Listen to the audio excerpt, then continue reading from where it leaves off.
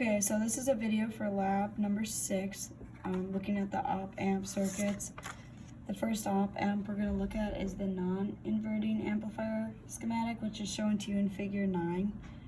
It asks for a closed loop gain of 11 volts, and to do so we're going to have the ratio of RF over RS equal to 10. And in order to get this, we've chosen our resistance values for RF to equal 100 kilo ohms and for RS to equal 10 kilo ohms. This should have an input voltage of 1 and an output voltage of 11. So now we'll look at our circuit and see what we've done. So at pin 2, we have the inverting input. And then we have the 10 kilo ohm resistor, which is connected to the ground and pin 2. From there we have the 100 kilo ohm resistor, which is also connected to the output or pin 6. Output and pin 6. Pin 3 is the non-inverting input. The source voltage is applied here. And we have a negative 15 volts applied to pin 4 and a positive 15 volts at pin 7.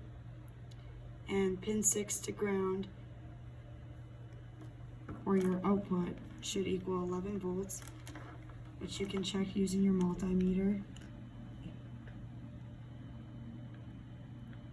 So by measuring the input voltage, we see 1 volt DC. And now we're going to measure from pin 6 to ground. And we see a reading of 11.1 volts, which is what we expect to see for this circuit. Okay, so the next part of the lab is looking at an inverting op-amp. We're asked to find RF over RS equal to 3 different voltage gains. We have 5, 8, and 10. We keep RS fixed at 10 kilo ohms, and we're going to manipulate RF to get the voltage gain we want. So first we'll show you our circuit using RS equal to 10 kilo ohms and RF equal to 50 kilo ohms to produce a gain of 5 volts. We'll show you the circuit for the inverting op-amp first. Alright, so looking at pin 2, we see our inverting input, and RS is connected to the source and pin 2 here. RF is connected to pin 2 and pin 6, where pin 6 is equal to your output. Pin 3 is your non-inverting input connected to the ground, and as the same as the non-inverting op amplifier, we have pin 4 going to negative 15 volts and pin 7 going to positive 15 volts. We should see an input voltage of about 1 volt, which we'll measure now.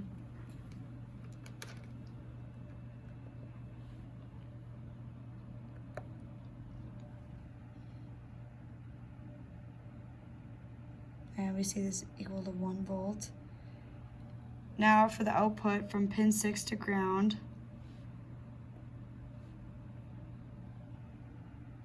we get a reading of negative 5.1 volts. This is negative due to the inverting op amplifier being a negative multiplier. Now we'll change the resistance, which is RF, and we're looking for a gain of 8. So RF is now equal to 81.7 kilo ohms, and it's connected from pin 2 to pin 6. For this, we should see a different inverting output, and we get a reading of negative 8.2 volts. The last part asks us for a gain of 10 volts, which means RF is going to equal 100 kilo ohms. So if we replace the RF resistor from pin 2 to pin 6, we'll get another inverting output.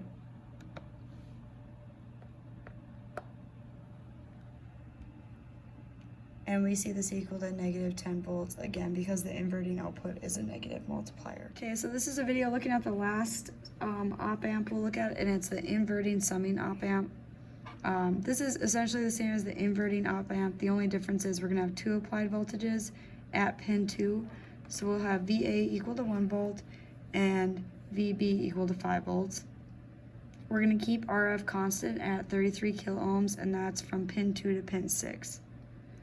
So the first part's asking us to find an output voltage between negative 5.2 and negative 5.5 volts. To do this, we're gonna find the RA and RB values necessary. At first, we're gonna set RA equal to 10 kilo ohms. This is gonna stay fixed. And RB we're gonna change based on the equation shown here. So we can see your V out is equal to the negative summation of RF over RA times VA plus RF over RB times VB.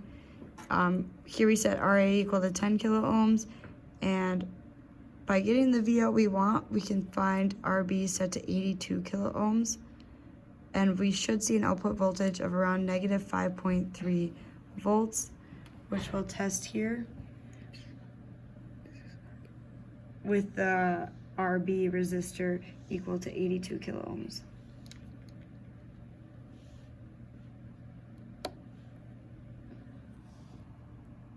From this, we see a reading of negative 5.2 volts, which is around what we're expecting. So for the second part, we're gonna keep everything the same.